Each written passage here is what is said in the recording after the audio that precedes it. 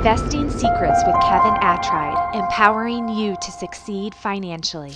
Today we're answering your listener questions, and I'm here with a friend, Ed Babtkis of Ross Diversified Insurance. Ed, tell us, what is the difference between replacement costs and actual cash value?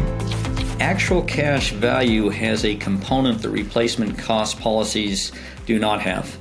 Actual cash value has a component of depreciation, meaning when an insurance adjuster goes out to look at the claim and decide how much claim proceeds are going to be offered to the borrower for that claim, they now have a deduction for depreciation. So if a roof, for example, is 10 or 15 years old, the replacement cost for that roof might be $25,000. But if I'm going to depreciate the roof, because again, it's already 15 years old, that roof depreciated value may only be $6,000 or $8,000. And as a result, that's what's going to be presented to you in the claim proceeds. So that deduction for depreciation, carpets are another item that's depreciated, air conditioning units are depreciated, appliances, of course.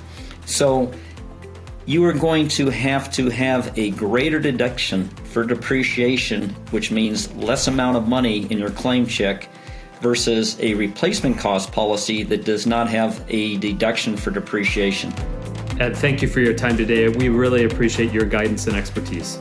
There are more investing secrets that are quite powerful for you to build your wealth. If you'd like a VIP introduction to any one of our experts, click on the link below. Make sure you subscribe so you don't miss a single tip from any of our seasoned experts.